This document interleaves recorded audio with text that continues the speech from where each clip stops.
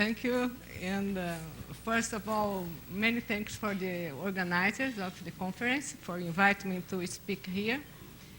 And then I decided to talk about some result which nowadays I am not sure if it's so in fashion, because everybody is doing some other kind of mathematics, and this is so old, but anyhow, you will know what happened during all this development of this work, okay?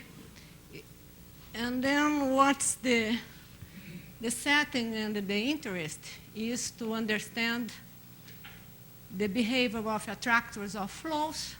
And the first famous case is the Lorenz attractor, or Lorenz-like attractors. And the second case is attractors presenting spiral geometry.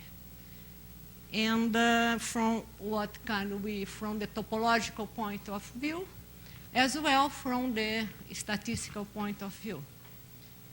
And I'll start presenting the easy things that I'll try to be quite light during this talk.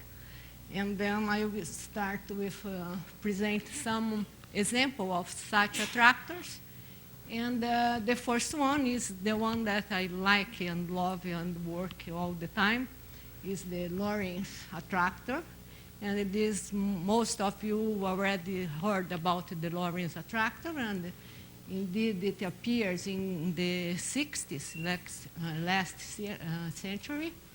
And Lorenz, which was a meteorologist, he presented modeling the forecast. He presented three-dimensional equations, quite simple, and like this one. And he was studying this equation, modeling the weather prevision. And these were positive parameters, and the classical parameters that he was studying was with these values here. All of that were connected with physical meaning, has some physical meaning, and so they are all positive. And besides these equations, they are polynomial, 2-degree polynomial equations, and at that time they want to give a explicit solution for the equation, and he couldn't find. And so by numerical experiments, he found out this kind of what it's like an attractor. And because of the shape of this attractor here, nowadays it's known as Lorenz butterfly. And he, looking at the equations, you can see that this represents some attractor. If you look at the linear part of this flow, you can verify that indeed the volume of this, what it should appear, it has volume 0.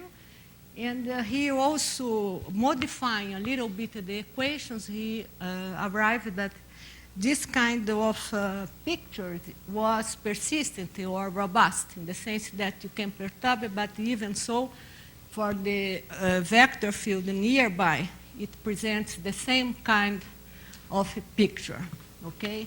And then he conjectured at this time that, in fact, this kind of equations support an attractor with a volume 0, and it should be robust.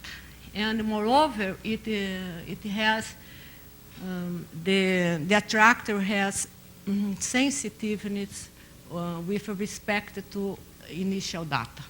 This means that you can take 2 points. It doesn't depend how near they are. If you start iterating, they should get apart in the pictures. Okay? And the conjecture was like that the flow generated by this equation should contains a volume zero attractor that's sensitive with respect to initial data.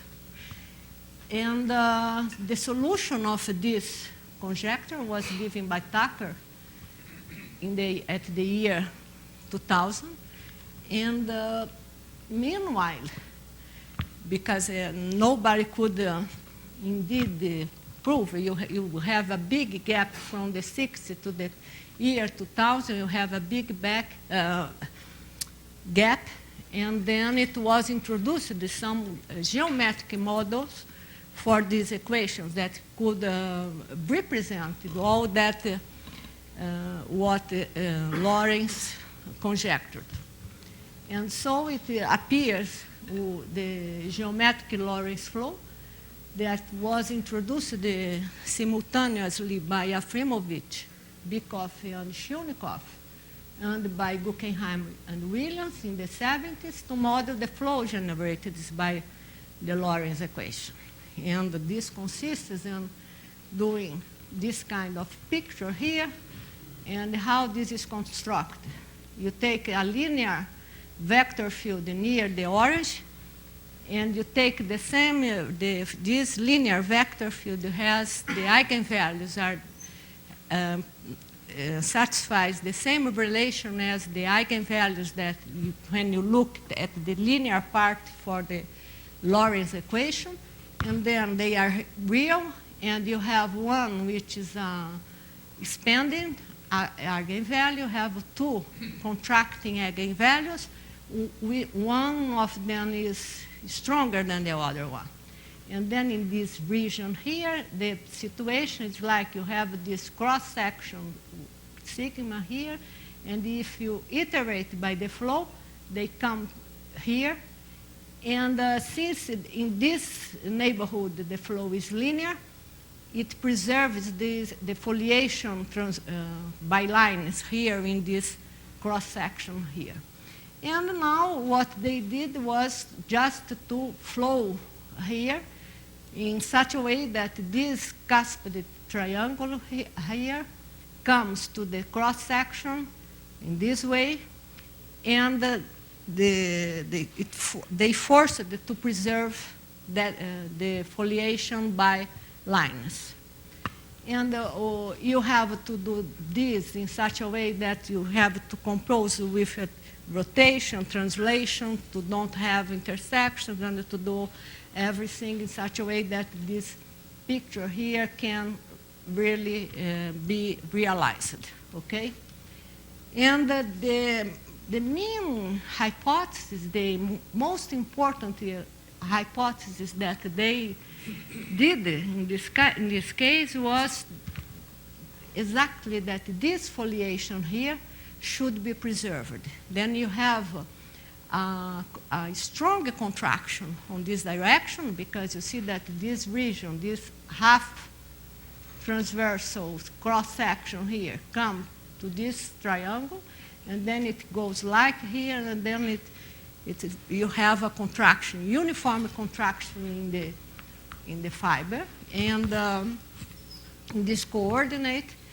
And this line here is a line that goes straight to the singularity, and so it consists of a singular point of the map.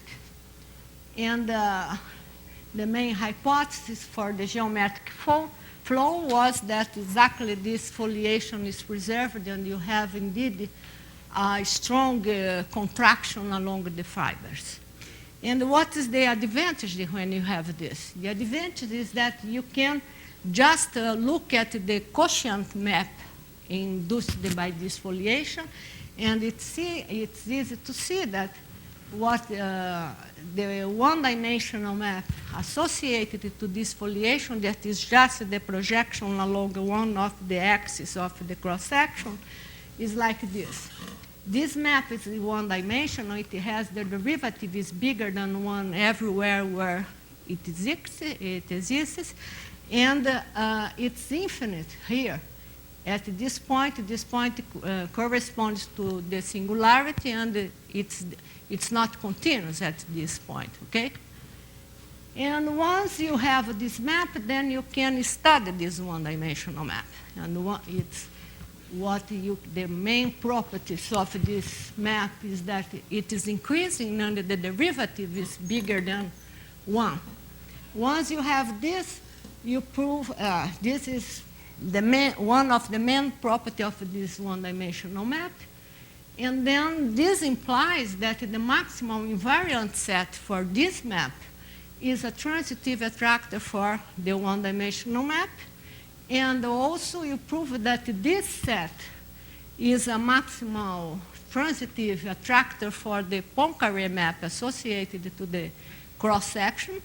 And from this, you get that you can prove the conjecture by Lorenz for the geometric models. And then the setting is like that. Once you have a flow and you have a cross-section and you have a foliation which is preserved, you can just going from 3-dimensional to 2-dimensional, that is the Poincaré map, and then from the existence of the invariant foliation, you get the one-dimensional map. And then you are just going from 3 to 2 to 1. And then you prove the things for the one-dimensional map, and then you come back to the flow. Okay? In this case, it works quite well. It's not always the case that when you have you have a property for the one-dimensional map, and then you come back, and then the flow has. Okay, but this in this what you want to prove right now here, it's true. Okay, okay, and then okay, and it was also meanwhile, because you know that when the Lorenz equation appeared, Lorenz put this online, not online, because at that time there was no computers like that, and so it appeared in the 60s, and then the mathematical community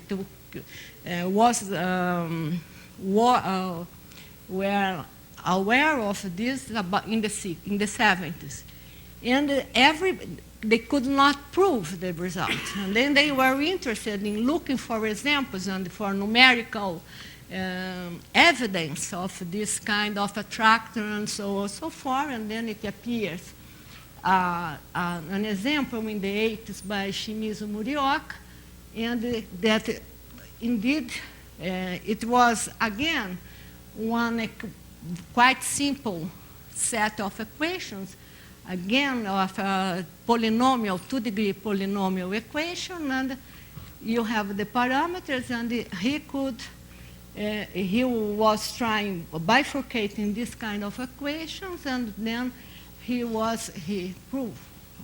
There are numerical evidence, again, that you find the Lorenz inside the bifurcation of these equations, okay? And now let's come to finally to the interest in this talk, that is the spiral geometry. It seems that the first one that the possible existence of this kind of attractors was envisaged by Sinai. And numerical evidence for the occurrence of such attractors in the flows with homoclinical connections associated to shadow, focus, singularities, has been provided by many authors, indeed. And attractors with an example what may be a spiral attractor is if you start with this kind of equations here, with this ordinary 3-degree ordinary differential equations, and then you can put in the computer nowadays, and then what you see is this kind of picture here that has what I mean by a spiral geometry, okay? And I have to say that the attractor we are trying to prove the existence is what we call global attractor. And so the picture is really like this in the sense that I am not localizing in a small neighborhood. What we want to show really is something global in the sense that the whole system would converge somehow to some global attractor, okay? And then this suggests that even simple equations could exhibit this kind of attractor, okay? Okay, and then again, some numerical evidence of this. Where are this kind of attractor? Where you can find this kind of attractors? And then you can see in a circuit by Schur that it's the simplest electronic circuit exhibiting chaos. And this is the basic schematic for the Schur's circuit. Nowadays, I think that nobody uses this kind of circuit, but anyhow, it's an example that you have the resistor and the conduction, the current, and the diode, and this is a map which is just linear by parts, and that represents the passage of the current through this diode here. I don't know how to in English it's quite hard to analyze a circuit, but anyhow you can find this is the basic scheme for the circuit, and can be modeled again for this equation, which is not so complicated. It's a three-dimensional three equations, and here it appears it's almost polynomial. Well, you have a map here. This is the difference, that you have this map which is linear by parts, and this model the circuit, and there are some pictures for this. And again, you can see numerical experiments. If you just perturb this with these parameters, you can see the attractor, which has the spiral shape or geometry, okay? Huh? Engineer. And yeah, but anyhow, you know that.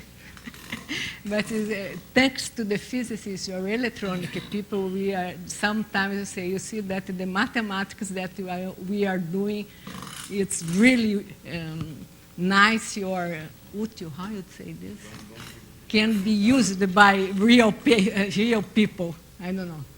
Anyhow, okay. And so, and the goal was the following. Okay, I just gave to you numerical evidence of this kind of attractors. And then the goal would be, okay, they existed. That was the goal, to prove the existence of flows in three-dimensional manifolds, displaying global strange attractors with spiral geometry. Then, we start with a double Shunikov connection. That's like this.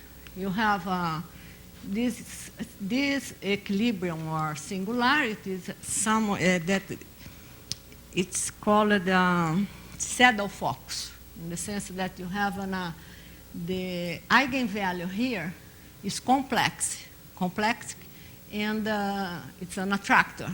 And you have the other eigenvalue here is real, and you have an expansion. And you just connect the two branches of the unstable manifold with the stable manifold of this point. This kind of pictures is called a double Shunikov connection, okay? And in the classical result of Shunikov, he was indeed studying just one connection. You have the singularity with the complex attracting eigenvalue, and one connection with the unstable manifold with the stable manifold. And then bifurcating, he proved that this is already classical, that this kind of, when you unfold this, you have many periodic orbits, infinitely many periodic orbits. And if you assume here that you can have a trapping region, then you can just exhibit, unfolding this kind of a homoclinic. Let me just repeat here. You start with this, and you have the result by Shunikov saying that in this neighborhood, when you unfold this picture, you can find infinitely many periodic orbits and local attractors. And then, now we assume that we can find a trapping region, and we will try to focus on this case. And then you can find a cross-section to this double Shunikov connection, and try to unfold the homoclinic connection and consider the flow from this bifurcation, and you try just to take if you have the cross-section, trying to imitate the Lorenz scheme, in the sense that, okay, you have the flow, then you get a cross-section, and from the cross-section, okay, in this case, you don't have foliations in invariant foliations, but I can study the two-dimensional map and try to extract some conditions and some properties of this map and try to pass to the flow, okay? And then once you have the cross-section, you consider the invariant, and this is the projection of the flow in this cross-section, and then you saturate, then you study this set here should be, if assuming that you have a trapping region, this would be an attractor for the two-dimensional map associated, and then I take the closure for the unfold with the flow, and this should be an attractor.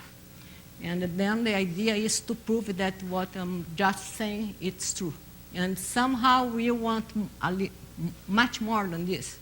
We want to prove that, okay, once you have this attractor, when you vary this parameter here, the unfolding, we have a positive setting the parameters corresponding that the flow corresponding to these parameters present a global attractor, okay?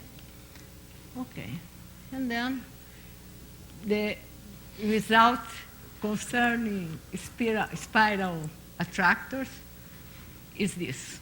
This is for a set of values of me with positive Lebesgue measure, this set that I told you, the saturation by the flow, when we consider that is the attractor for the two-dimensional map associated to the flow, it has a positive Lebesgue measure, no? Which corresponds to a strange attractor. And the typical orbit is exhibit positive Lyapunov exponents, okay? Okay, and then the proof of these results has a long, long story that it starts indeed at this flight in 91. We were here is Marcelo, Jacó, me, and here is Ricardo Manhê. We were going to, he was smoking in the back, because at that time, you know that, yeah, here is Ricardo.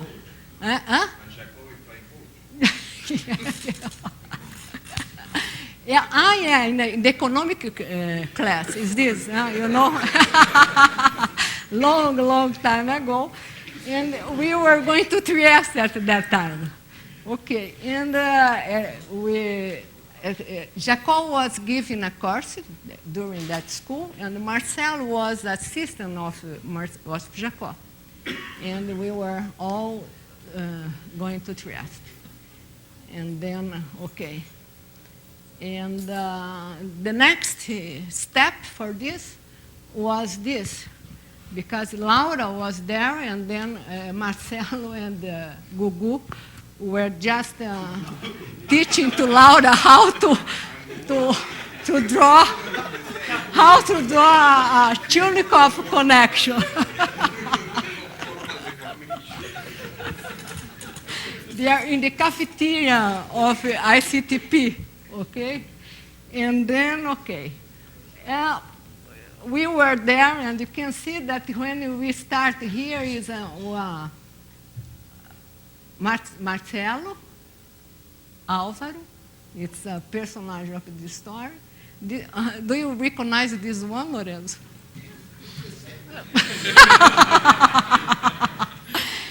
Leonardo Moura, Raul e Pedro Duarte.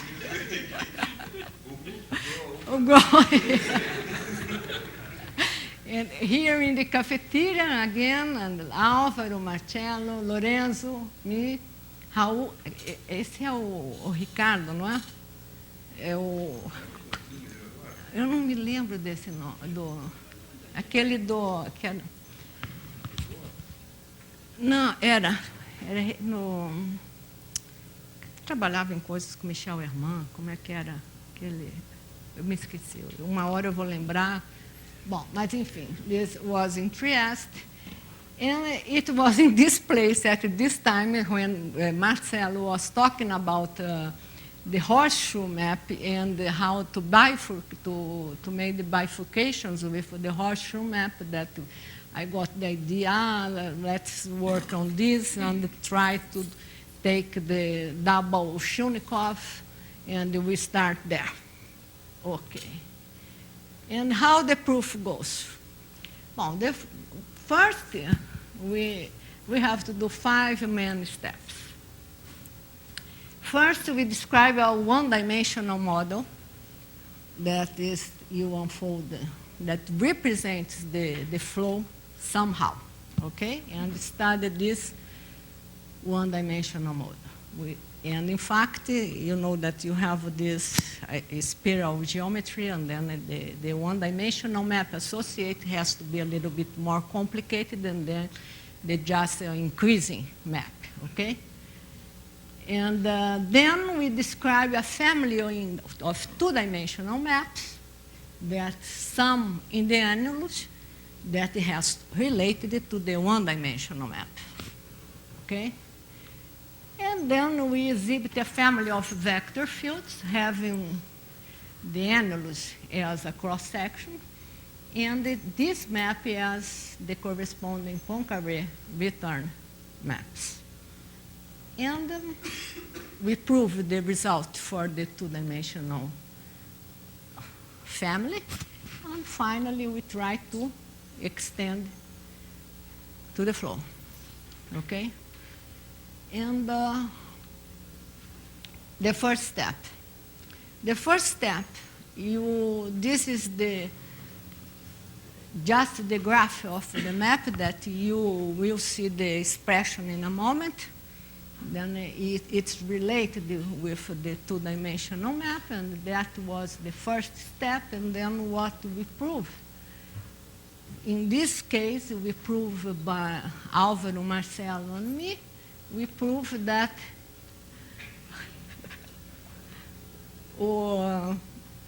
there is a positive set of parameters in the unfolding of this family corresponding to a global attractor. Okay, and this was published in the Annals in the 98, and then from 91 to 98, no? Okay, so finally, the second step. The second step is to find the two-dimensional map. And you can working with the double connection, you can extract the equation that you have to work. And working there, you can find an expression for a map. And this part here in red is just the expression for the one-dimensional map. Indeed, we perform all the things on the other way around. And we start working with the double Shinnikov connection, and then we find this map here, put in equations, and it was quite complicated, and then we decided to study this map here that already express the complication of the problem. And that is the one-dimensional map with this graph here that we start, okay? And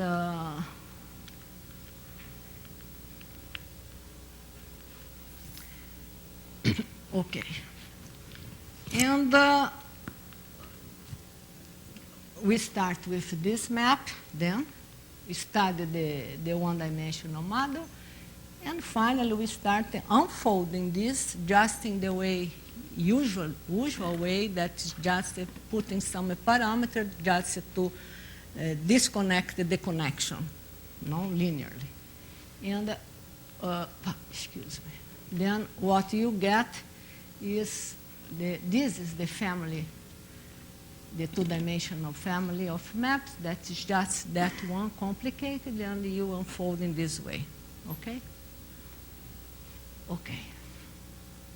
Now indeed, I will talk here what I can tell you, what I cannot tell you. Huh?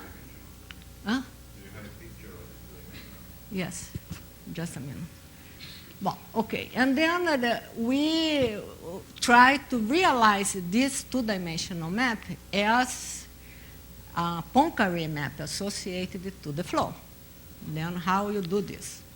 This is what I will try to explain to you right now, okay?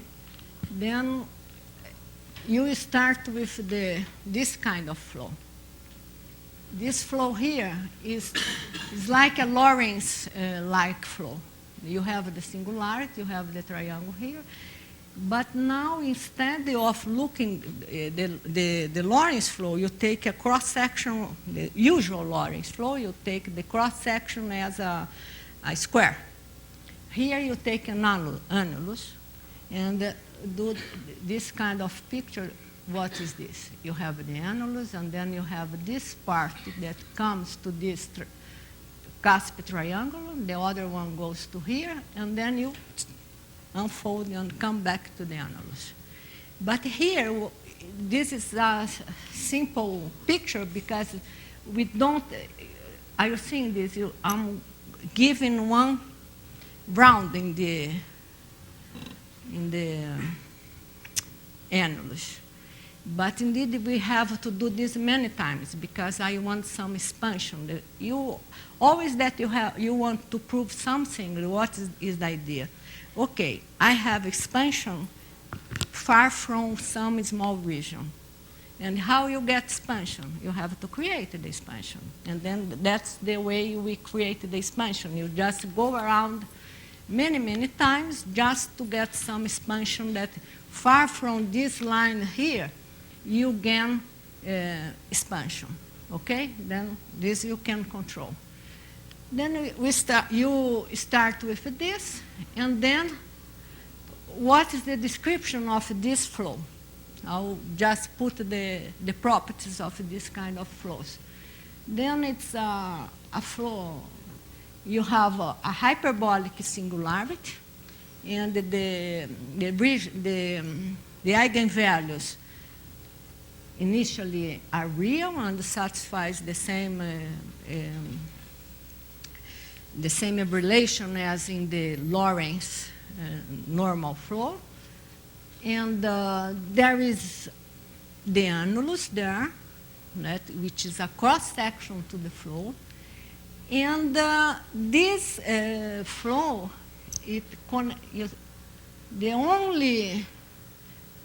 this line here is a singularity, okay? And you can assume that there is a radial foliation here which is preserved, okay? No problem with this. And then, okay.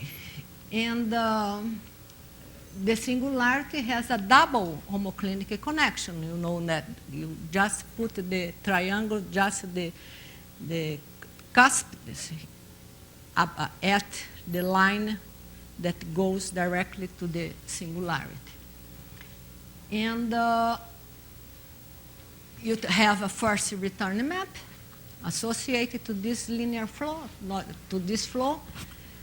And it's well defined and hyperbolic, what I was telling you, far from a neighborhood of the line that goes directly to the singularity. This map is hyperbolic. Which are the properties of this map? The main properties are that it preserves the radial foliation, and you have a contraction, a uniform contraction along this foliation. And the quotient map induced by G in the space of leaves, the radial leaves, is uniformly expanding with degree k plus 1. And this k is big enough, and you are free to choose. And it has a discontinuity at the point corresponding to that leaf that goes directly to the singularity. Henceforth, we identify this annulus with a real annulus, no? And you can just talking on that flow with that map, and now we start to modify that flow. And how you modify? You concentrate. You have the singularity, and then you just put, you can modify. I'll put again the picture, and then you have here, you start modifying the singularity. The singularity, you start with this flow, and then you will concentrate in this region here. You modify this, the eigenvalues, to get a complex eigenvalue, and you see what is the consequence of this globally. And then what you get is, and you can modify this in such a way that you are not, the radial leaves are still preserved by the final flow, okay? And in fact, the local Poincaré, the idea is to get that triangles just spiralizing, como que se diz? Spiraling along the here, and this is what you locally you see. And finally, in the cross section to the flow, that's the picture. You have that map that is essentially the same outside this small neighborhood here, and here are the spirals, okay? And now you have to determine that is the flow, that's the family, and you have to first to determine the basin of attraction, and then to study the unfolding of this, okay? Then, to determine the basin of attraction, we start with a proposition that is general. It's more general in the sense that this now is what we try to find. We try to find a sequence of periodic orbits and segments, a region bounded by segments of unstable and stable lines, of these singularities, and that it's a trapping region. This, if you are used to the Renan case, to this picture here, if some of you already saw this kind, you see that the basin of attraction of the Renan map you take here, you find a periodic point, quite localized. You can find a region here that if you saturate it, you find the basin of attraction in the Renan case. We try to imitate, okay? And then this is, what is written, this is just what I just told you. You try to find this kind of, this family of critical points, periodic points, and a region bounded by unstable and stable manifolds.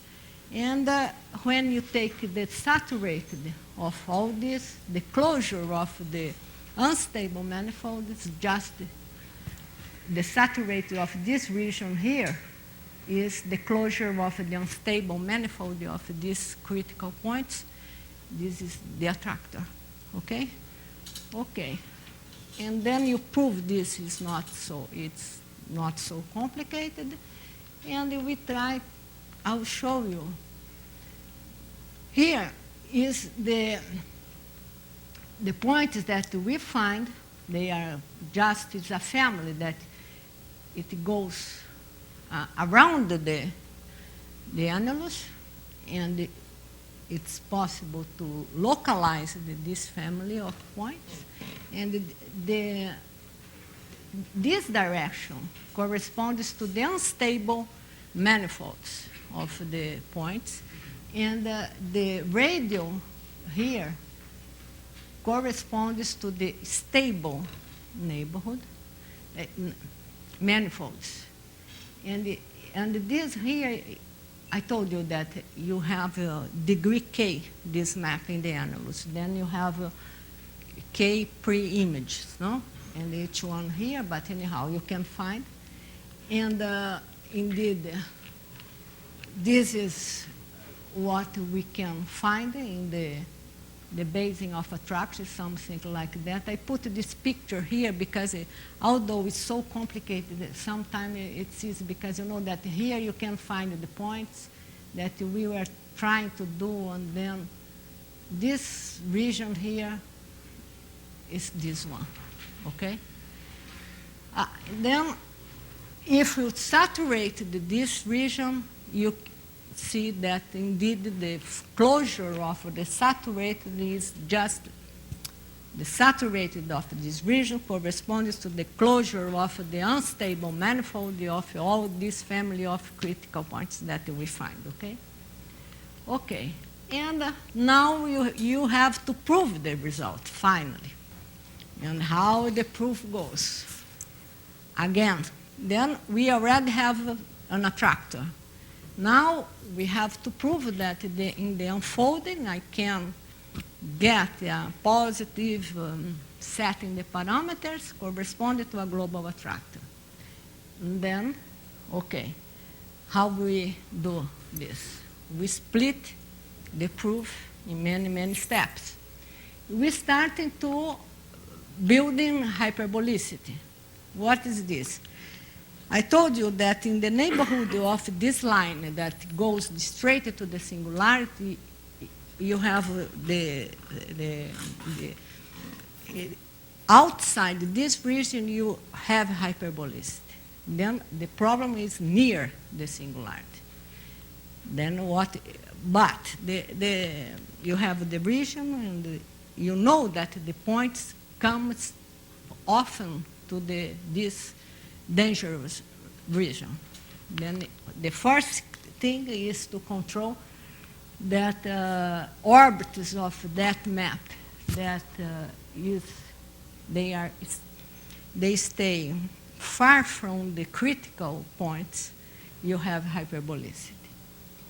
And even the ones that comes here, they come near the critical set, but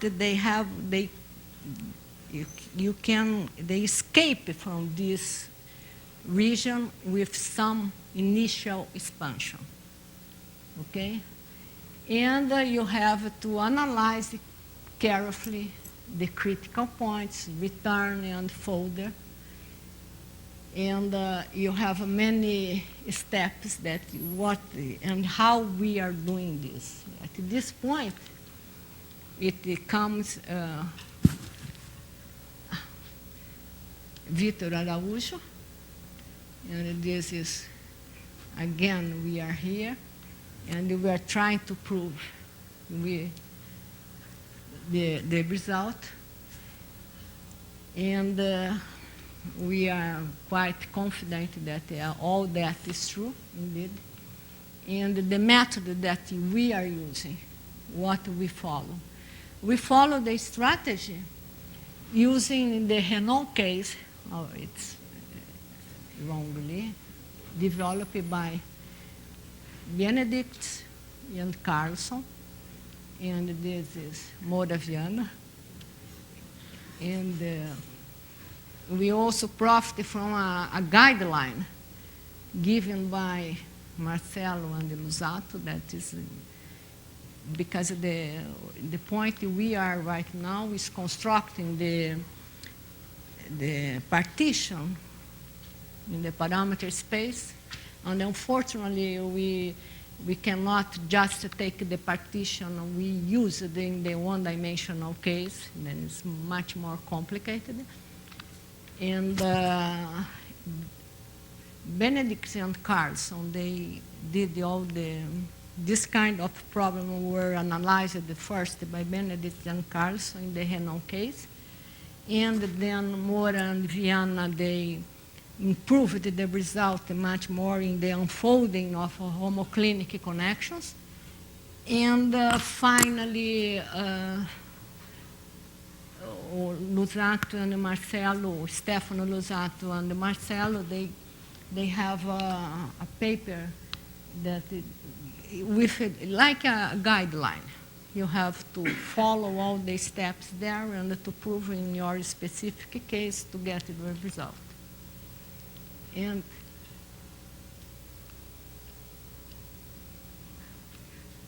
está lá o Ricardo, porque no meio, because in between we profit of many ideas of Ricardo in the sense that the existence of hyperbolic times, and he was there in the beginning just stimulating us to